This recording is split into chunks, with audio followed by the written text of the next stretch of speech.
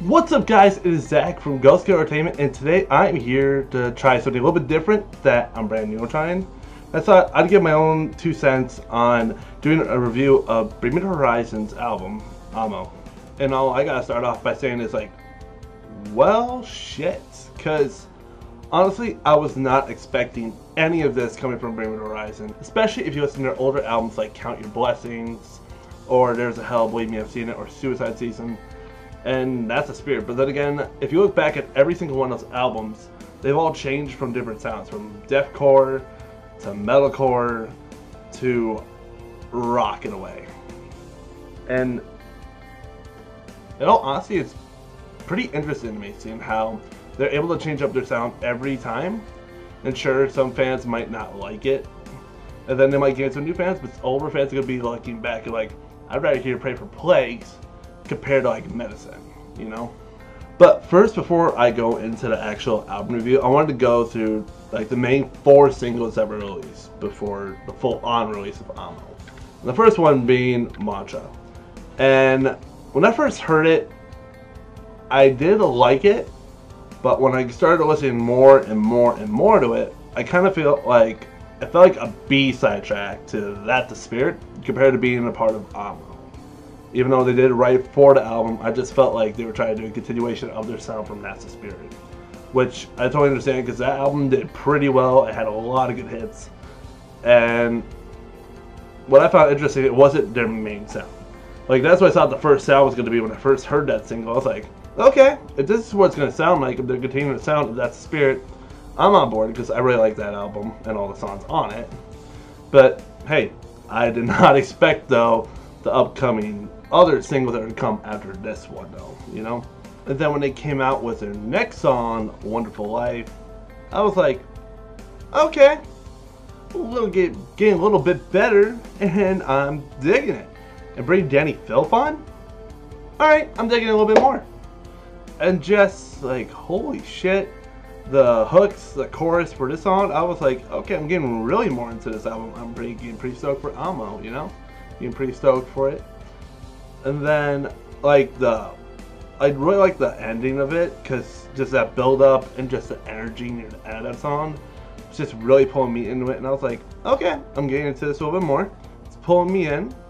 And then their next single came out after that, and, well, Medicine, I'm not gonna lie, I love you. I love their song Medicine. Even though a lot of people are gonna look at me like, but Zach, they went full on like pop and rock and a little bit of like EDM and like techno and just put it all together. That's not BMTH. I'm like, but then again, would you rather listen to the same band that's just going to keep on using the same sound over and over again until they're basically irrelevant? My personal opinion, though, when bands try new sounds and try to expand themselves, like every time I work with bands, when I'm featuring bands and I listen to sounds, half the time I hear bands that sound the same, cookie cutter. They're all like using the same riffs, same chords. They're not trying anything different. They're not trying anything new. But what I really like about BMTH's new sound with Amo and Medicine was that they decided to try to do something different. And they made their own. Like, it might sound like stuff you've heard before from other bands, but BMTH made their own sound. And what I think a lot of bands need to do, kind of like what BMTH is doing, is like experiment, try new stuff. Like, you don't want to be like doing the same cookie cutter routine using the same materials that every other band's doing.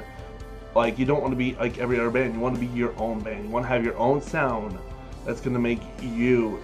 And that's what I feel like BMTH is doing with Amo. And I know a lot of people are going to probably look at me like, but Zach, don't you miss like their old like deathcore sounds from Count Your Blessings, or their metalcore sounds from like Suicide Season? Well, yeah, I'm always going to love those sounds from them, and every other person that's a fan of BMTH is always going to love those sounds too. But if you love your favorite band, you want to see them grow. That's my opinion, because like, example for Alisana, that's one of my favorite bands. I've been watching them grow since On Frail Wings of Anti-Wax, and even Try This With Your Eyes Closed. I've watched that band grow up, literally all those albums, to all the way up to where they are now, and I love everything they do. But then again, that's because I'm like a huge freaking fan of Alisana. And I'm also a big fan of BMTH, and I've been able to see him a few times, and I'm thankful for that. And it's honestly, if you love your bands and you love to see how they grow as musicians, you let them expand. You don't let them be the same sound that's going to keep on hearing over and over again, you know? Then the next song that came after Medicine, though, that again I want to touch on was like them, BMTH, redoing their sound, try something different with Mother Tongue. And I'm not gonna lie, when I first heard the song, I honestly don't know what came over me, but I started crying for no reason. Like, it started getting me teared up, and I'm looking at myself like, why am I crying while listening to this song? Like, I don't even know the full message, but the lyrics were something that was really speaking to me, and I didn't know why. So then I started looking it up on Genius what the song's about, and I found out it was about Ollie and his new wife. And Mother Tongue is about basically how they come from two different worlds. She's Portuguese, he's from the UK, and they both have their own like language in a way, you know. And he doesn't want her to say "I love you" in like English. He wants her to say "I love you" in her language, be able to express herself and show love for one another, and even not even have to say it if you look at some of the lyrics. What I really love about the lyrics about Mother Tongue, though, is about basically it's a whole love song to his wife and how he wants her to say "I love you," but in her own English, "Fala amo," which means "say love" in her language, which honestly I felt was something really beautiful, and I kind of felt like that's the reason why I started liking it, because I'm a sucker for love songs. I'm a sucker for bands that do certain love songs that are just beautiful in their own right, and it really just, I love love songs. It sounds stupid and cliche to say it, but hey, every person does, you know. And I think that's one of the reasons why I started crying, because I was listening to the song. So I was like, I could understand the love story from the lyrics, and it was something that, like, when a singer can just show the emotion from the singing, you know it's gonna be a good song. And they can show their true emotions and let it all out, instead of just being bottled up and not showing any emotion. But until they show their singing voice and they let out all the emotions that they've been holding in, it's really something beautiful to hear. And then their final single, the day before they released the album, Nihilist Blue, I'm not gonna lie, I actually really enjoyed the song. Then again, I'm a sucker for EDM. I love when bands do electronic sounds. I'm a sucker for all that. And I thought it was interesting though, because there wasn't really a lot of guitar. It was way more EDM than I thought it was going to be. But it was interesting in its own way. I don't know why. It kind of reminded me of like older like techno I used to hear like in like early 2000s that I'd be jamming out in my cousin's basement. It's like, okay, this is pretty catchy. I'm digging it. And honestly, oh my god, though, the comments on the YouTube video was ridiculous. Which I understand. Like I said in my previous part, was like how bands need to experiment and change up their sound. And then some people go ballistic like, yeah, this isn't BMTH anymore. It's still Bring Me the Horizon, but it's just something brand new, something new.